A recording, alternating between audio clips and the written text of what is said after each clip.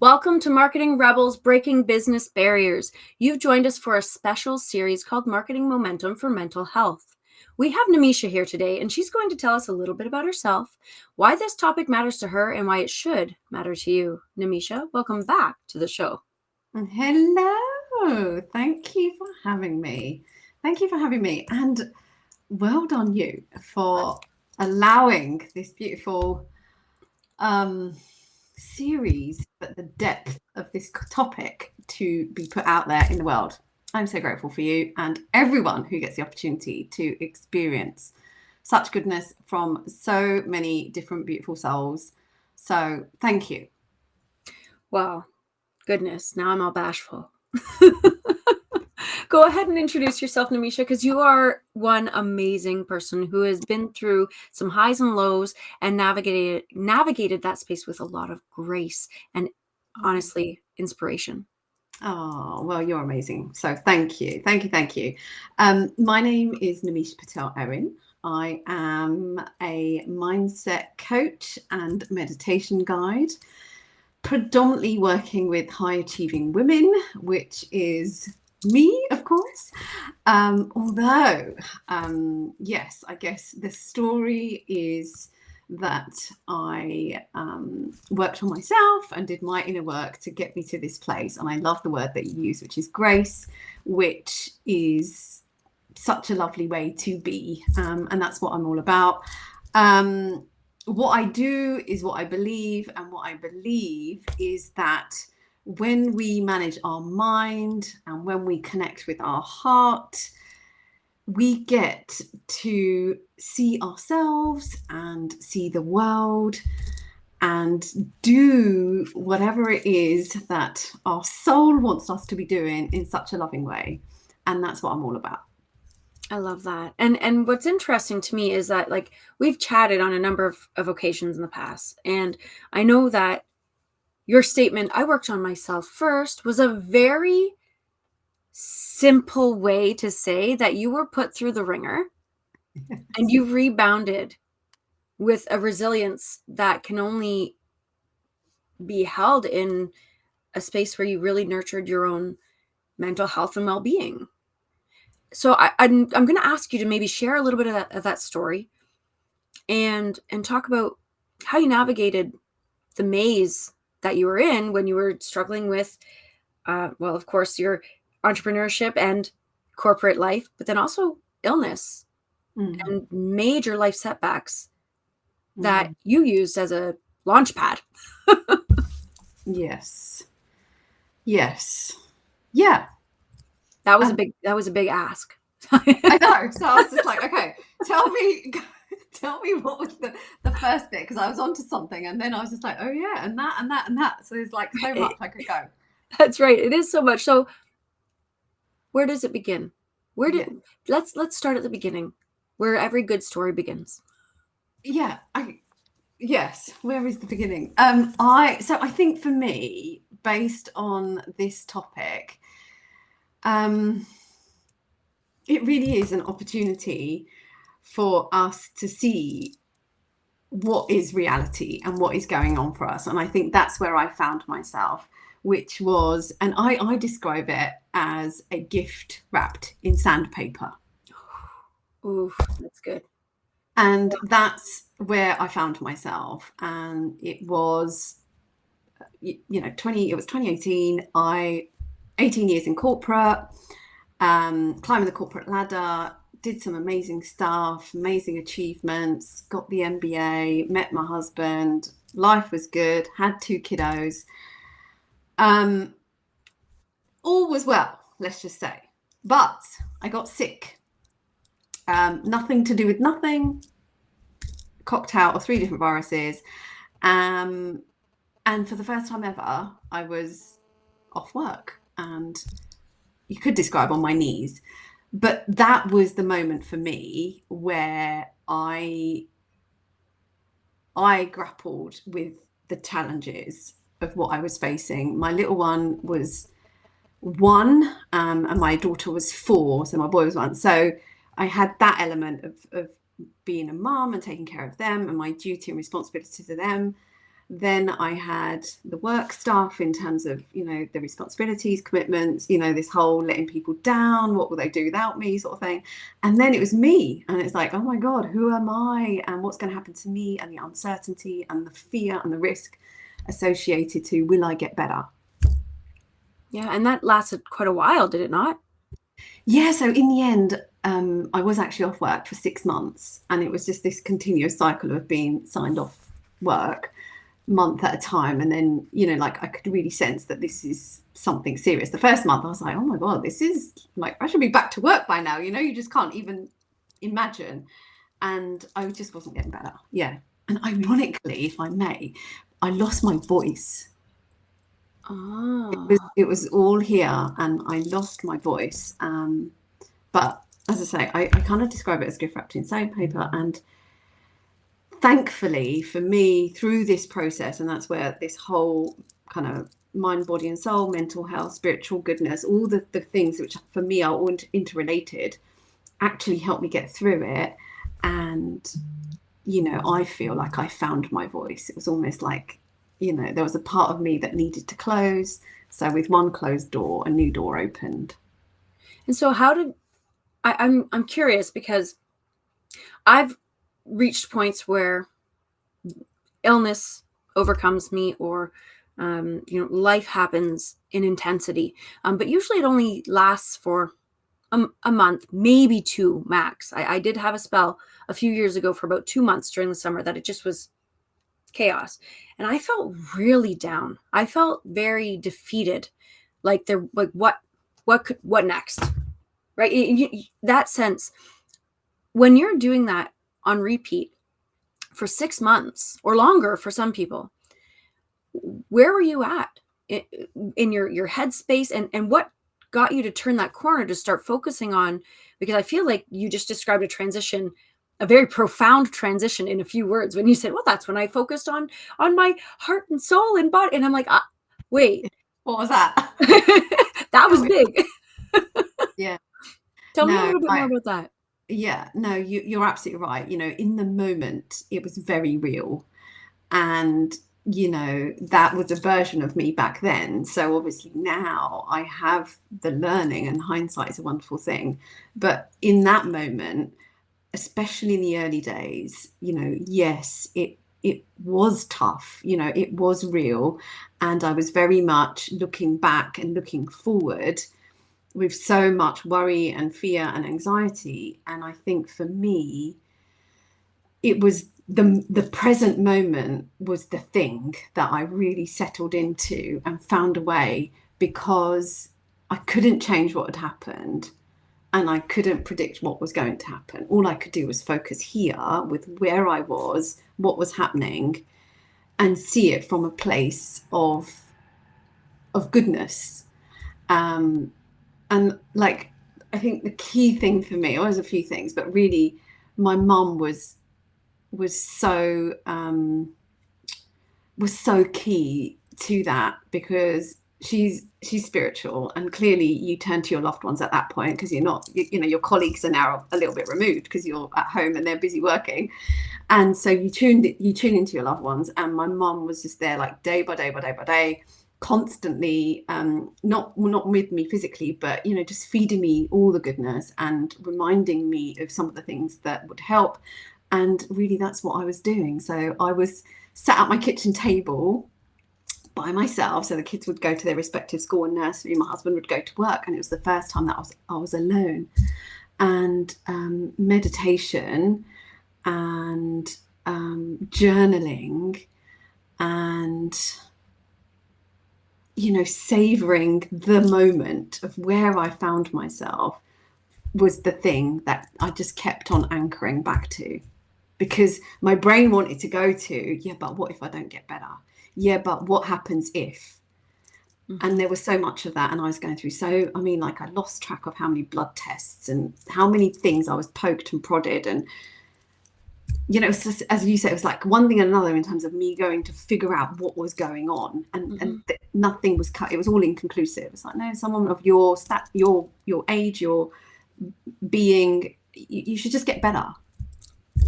And yet, I'm like, well, I'm not getting better. So what's going on? Yeah. That's frustrating. Yeah, it That's was. infuriating. Never mind. I can empathize with that space of like, ugh, Just tell totally. me. Yeah, And tell me what it is, and then I can get better from it. just And give it's me an just answer. knowing. Yeah, you just want to know. Yeah. Um, And so, I mean, I'm going to go out on a limb here, and I'm reflecting on I don't know if you've read the book Untamed by Glennon Doyle. But she discusses something different contextually, but something similar, where she would take some time, and I don't know that she called it meditation. I'm going to have to reread it. But she took some time to access her own inner knowing. And I recall her calling it that knowing within yourself. Would you say that, like, when you were able to give yourself that alone time, that time to be present, to meditate, that was a kind of what you were doing, is just accessing that inner knowing of who you are?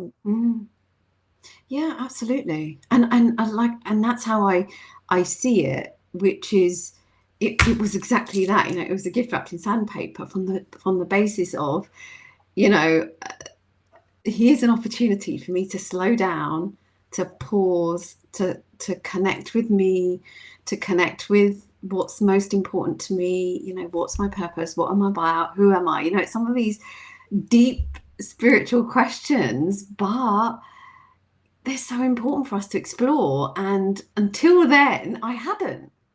Right. And that was what was meant for me. And that's exactly what I got to, which was so beautiful. And yeah, and then the idea of, what was happening mentally for me and how that was in my control became the real thing for me that I was unaware of until that moment. It's like the doctors were just kept saying, well, you should be getting better. There's nothing we can do. And I'm very much of, our body's a miracle. Our body's a walking miracle, and it heals itself. And so, like, I'm not one for taking medication without exploring, like, how can I do this for myself? How can I do this Right. holistically? And so it was like, oh, this is on me. This is on me. How do I get myself better with my mind and my body and my soul?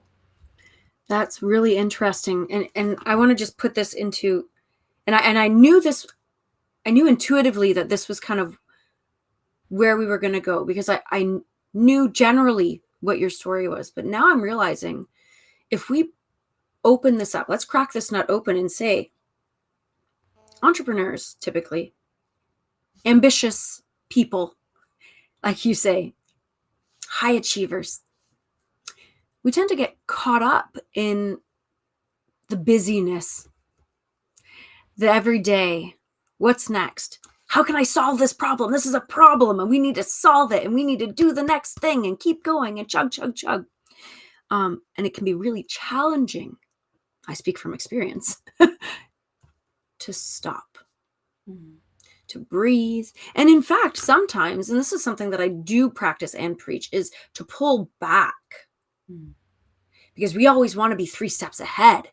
We want to get the job done. We're ready to go to make our impact. But if we don't take the time to stop and be present, to analyze, who are we? What are we doing? And maybe even to pull back and reassess, so that we can move forward in a different trajectory, at a different pace, something more sustainable, more effective, impactful for ourselves and those around us, then we could get caught in that space of what ifs. We can get caught up in that space of not doing anything, either by force because of illness, or as a function of our own ambition. It's almost that reverse, right? Like you say that it was a gift wrapped in in sandpaper. Sorry. It's almost like the reverse, where like it looks pretty on the outside, your ambition, your motivation, but on the inside, it's not so pretty if you don't take that time. What do you think about that notion? Yeah, 100%. And if someone would have said to me, like, you got to slow down, you would like, no, like, that's just counterintuitive. Like, no. No, we're not slowing down. We've got things to do here, you know? But as I say, because that's where I found myself, I saw the beauty in that. And then it was a matter of actually being able to see that it's not about the doing, it's about the being. And it's who are you being when you're doing the doings. At that time, my doing was get out of bed, like get out of bed and be there for my kiddos and take care of myself. But even then, it was who am I being when I'm doing that? Am I being the person who is, like fearful of what's going to happen? Or am I being the person who is here in the moment, eyes wide open, able to get out of bed and grateful to get out of bed and, grateful to have children to like give me a purpose to get out of bed and see all those good things and let that fuel me versus, all the fear and the anxiousness and the anxiety and the not knowing. Right. That was real. But you have to practice that. That is something you have to practice that comes. And that's what I learned, that actually we are here to do. We are human. We're spiritual beings in having a human experience, and the human experience is about making a difference. We are here on this planet to do and make a change. But what energy are we doing it from? And that was what, for me, pausing opened up. And that's what I believe, when you slow down and pause and what you say, like pull back, that's what that allows you to do, is to check in with yourself and see where you're operating from. Right. Yeah. That makes a lot of sense. A lot of times when I'm telling people, even just, about marketing yourself as a business and as a person, because I believe that we're never not marketing, it's that idea of working in alignment with your purpose, the way you describe it, or your goal. And from where you're coming from, what's your intention? What are you being? It's that trajectory. And if who you are and how you're functioning as your being is not in alignment, if you're actually functioning from a place of fear, you're actually taking yourself away from your purpose and making it harder to get there.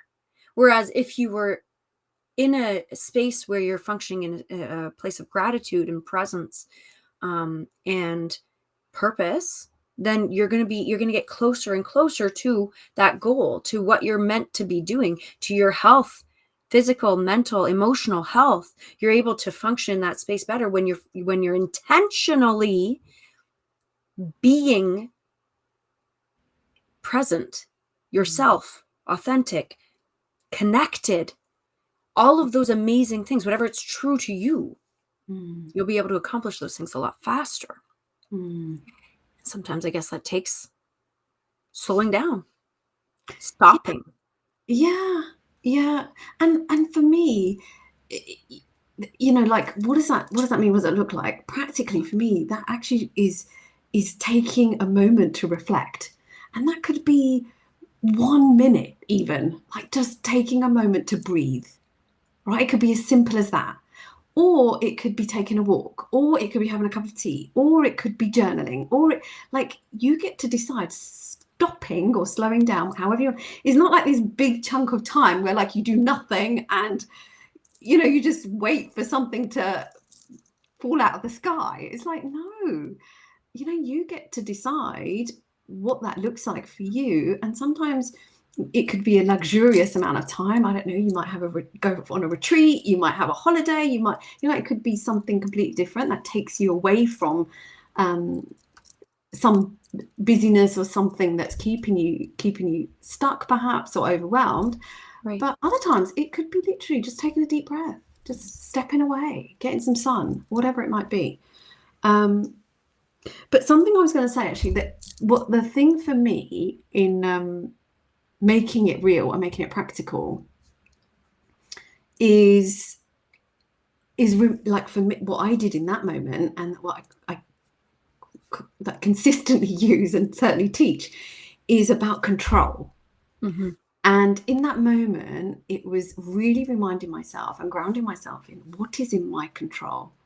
Because at that moment, it felt like there was so much that was not in my control. Right. Right. And it was like, okay, I'm in the hands of the gods. I'm in the hands of the doctor, in the hands of so many external factors. But I kept on coming back to, okay, yeah, but what is in my control? What is in my control? And what was in my control is like, who am I being? What am I thinking? What am I feeding myself in terms of my mind, body, and soul? And when I tuned into that, I kid you not, that was the turning point. Because until then, what I was feeding myself is a lot of fear and a lot of uncertainty and a lot of not knowing. And like you say, frustration in, oh, but I wish I just knew. And, like, oh, I've got to go for another appointment. I've got to do this. I've got to do that. And what about this? What about? And there was just so much noise. And I was like, no, let's look at this differently. Absolutely. And I mean, I know you and I both having our children, we know that what we feed grows, because those little minions we have, they are consistently growing. How are their feet so big already? I don't understand. But it's true. What you feed grows. So if you're going to feed those negative thoughts, if you're going to dwell in that space, it's going to grow. Versus if you're going to feed and dwell in the space of possibility, opportunity, self-love, that's going to grow. Yeah. Now, I wanted to take a moment, though, to talk about what you said there. You get to decide how you nurture that space, whether it's a short journal or a deep breath or meditation or even a retreat. Those are all really great ways to maintain your equilibrium when it comes to your mental, physical, emotional, and spiritual health. And if you don't do that, if you don't intentionally do that, your circumstances will make you. And would it be a fair statement to say that, for lack of a better word, it's a very broad word, the universe maybe said, hey, Nemisha, you're not really feeding the right parts of yourself. And the universe says, hey, now you're sick. Now we're forcing you to take the time that you ought to have been taking all along. Would that be a fair statement? Yeah. I 100% see it like that. And interestingly, there was a few, there was one or two like snippets that came to me where it's like, oh, here's an opportunity to do something different. And I didn't take it, right? I was just like, no, yeah, but I was in doubt. Oh, yeah, but what would I do? What makes me think I can? Right? Sat in doubt. And then, whatever period later, a few months later, as I say, I got sick. So I was forced to think about this now and reflect on this and reevaluate, more so, to do with priorities. What was most important to me? Right. In that chapter of my being. Yeah. And I mean, it's a rude awakening when you're forced into it.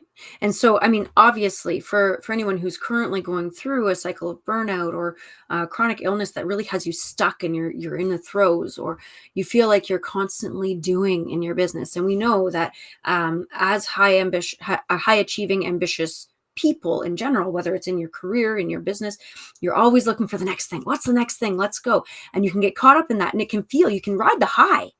You can absolutely ride the high. But when you're doing that, remember the word doing, right? You're not necessarily being. If you haven't intentionally worked in that time to be present and connected with your sense of being. And so if you're in that space where you really haven't made that time, I think this might be a good light bulb moment to go, whoa, hold on. Do I want to be forced into a situation where I need to come to terms with this? Or can I take a minute now to reconnect and figure this out? I think this is a really important, concept to come to terms with for anybody who's in those throes, or maybe projecting themselves going, oh, well, you know what? Yeah, I see my trajectory. So now that said, what would you say would be a really great first step for somebody who's already come to that awareness? Oh, hold on, I'm stuck here. I'm not stuck, but I can see where I'm at. I resonate with what Nemisha's saying.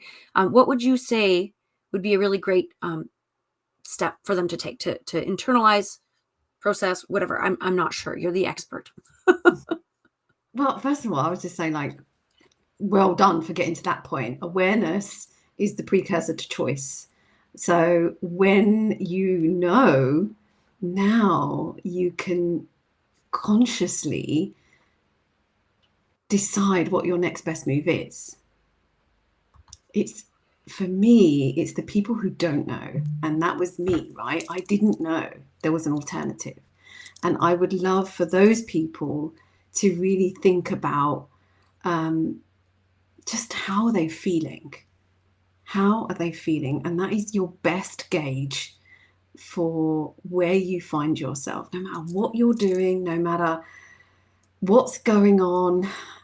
Just spending, a moment to just feel. And it's like, you will know, because your body will tell you, but you've got to listen to it. And your body will just tell you something. Our body's always communicating with us, and it will tell you something. It will just say, this is not okay.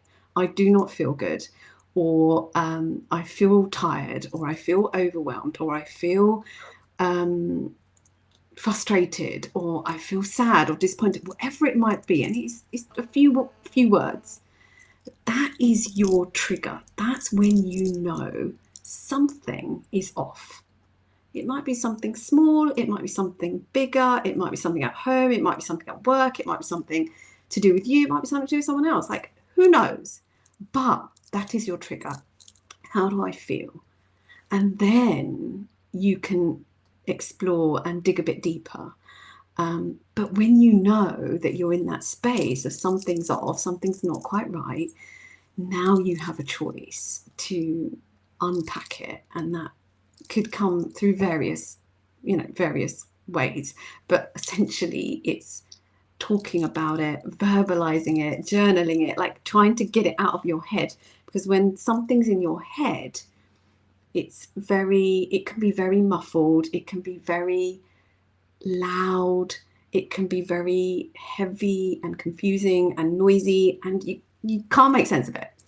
But as soon as you speak to it about with somebody that you can, that you feel safe to, or write it down, it's like suddenly you get to see it. And then, as I say, like, for me, that is the biggest and most important step, is awareness. Right. I think that's really powerful, actually. And I had to write this down because awareness is the precursor to choice. And I think that just in reflection, the idea of having a choice, moving forward with intentionality, reclaiming control, those are really big powerhouse moves for high achievers. That's something that, at least in my experience, is very important to me. Right. And something that I like to say is, I say this actually frequently to my husband and different people when they start getting into that space where, you start playing the blame game. Well, circumstances and what is outside of my control, and we start dwelling on that. I often say, why are you giving your power away? Why are you giving your power away? Take it back. Even with chronic mental health concerns, physical concerns, mental and emotional, everything, life, existential craziness going on in the world, there's still something you can control, right? Actually, this might be a funny thing. My husband's uncle once said, because we were driving, and I'm pretty sure my husband got mad at somebody else on the road and started saying something rude.